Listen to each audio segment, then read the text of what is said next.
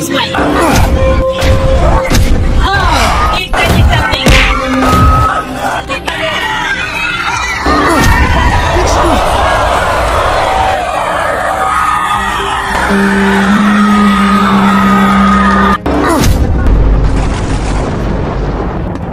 Isa sa mga walang talong Pinoy boxer na inaasahang susunod sa yapak ni Manny Pacquiao ay ang pambato ng lagawi, ifugao na si Carl James Martin, kilala sa palayaw na Wonder Boy ng Philippine boxing.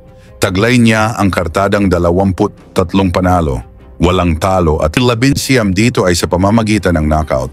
Kung saan nakatakdang lalaban si Martin sa Mexico ngayong November 30, 2024 at makakatapat nito ang Mexicano na si Ruben Tostado Garcia na may kartadang 27 panalo, 14 na talo at 10 knockouts. Kasalukuyang rank 2 si Martin sa WBO at rank 8 naman sa EBF sa Super Bantamweight Division, isang division kung saan naroon ang angas ng Pinas na si John Riel, Cuadro Alas Casimero at ang monster ng Japan na si Naoya Inoue. Ngayon, aktibo ang kampo ni Martin sa pagsasanay sa United States matapos siyang pumirma sa Manny Pacquiao Promotions na pagmamay-ari ng 80 Division World Champion na si Pacman. Sasabak si Martin sa ilalim ng banner ng PBC at TGB Promotions. Sa kabila ng kanyang tagumpay, may mga Pilipinong fans na nagdududa sa kanyang record sapagkat sinasabing hindi pa siya nasusubukan laban sa mga bigating kalaban. Gayunman pinatunayan ni Wonder Boy ang kanyang galing ng kanyang tinalo ang dalawang world-class na Thai boxers na sina Nantapech at Buat Krathok.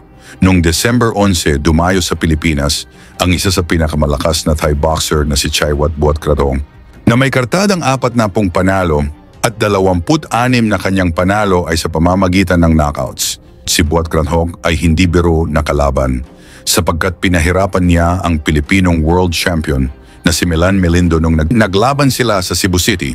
Halika mga boxing fans, ating panoorin kung paano pinabagsak at pinasuko ni Martin itong Thai champion.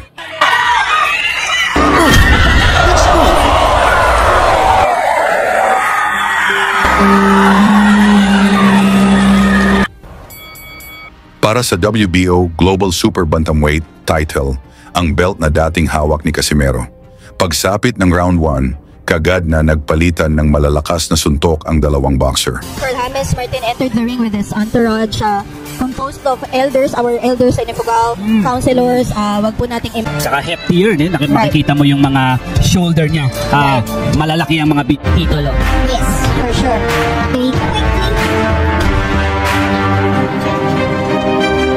It's important, partner. They say patience. Pacing is important.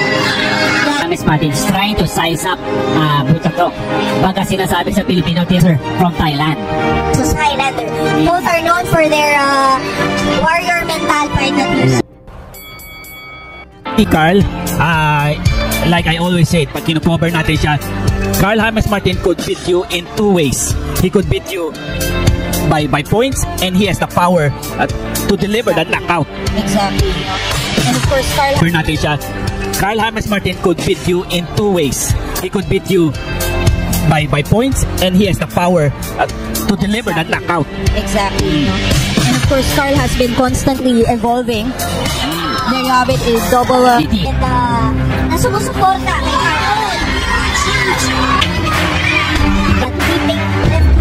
Carl James Martin. Hindi mo matatawaran yung heart na tayo. Meron lang siyang schedule na fight.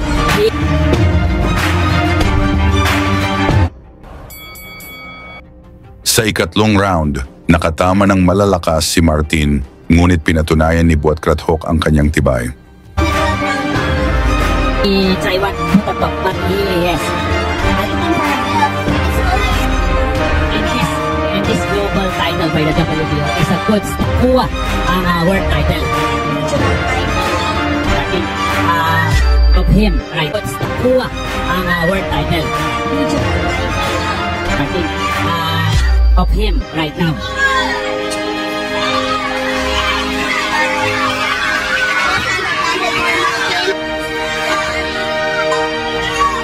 Natin. Yan ang game plan ngayon ni Chad White Butatok. A nice uppercut by Carl James Martin. Oh!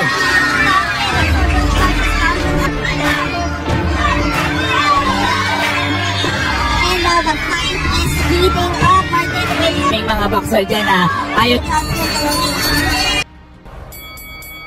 Oh, that's upper and then hook.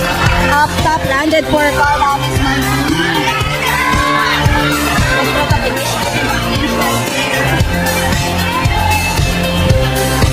Meron nag-comment, parang pinagpaglang daw ng Thailander. So, matibay kasi yung Thailander. Top landed for Carl Hames Martin.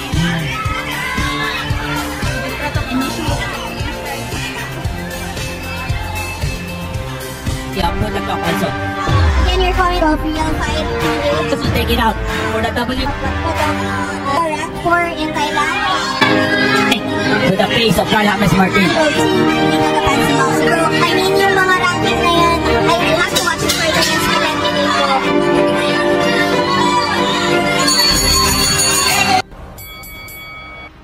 Sa ikalimang round, naalog ni Martin ang kanyang kalaban, ngunit nanatili pa rin itong nakatayo at patuloy na lumaban. with that high guard, just absorbs that punch and counters. But not a scoring punch. Yeah! To just corner Martin, but can't.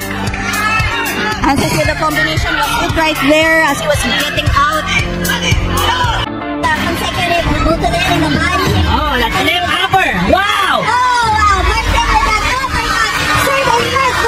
Oh, that body really hurts. Talagang gigil at nagsisigawan ang mga Pinoy fans na nag-aabang sa pagbagsak ni Brock Kratok. Oh, that's left upper! Wow! Oh, wow! Martin with that uppercut. Certainly hurts Brock Kratok. And he senses blood in the water, partner. Oh, wow! I think Martin is smelling blood right now.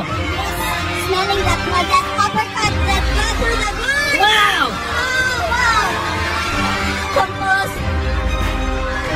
Oh, wow! Hindi talaga yung business talk yung mga body ko. Johnny Carl Hames Martin. And of course, what started Oh, nice left by Martin. as Lisa Robbins. Yung bota talk, partner! Pinamana naman sila 1-2 doon! Oh! Wow! He was able to recover from that. He was stunned by those punches and he is still standing, partner. Counters with Oh, a little rubber legs for bota talk right now.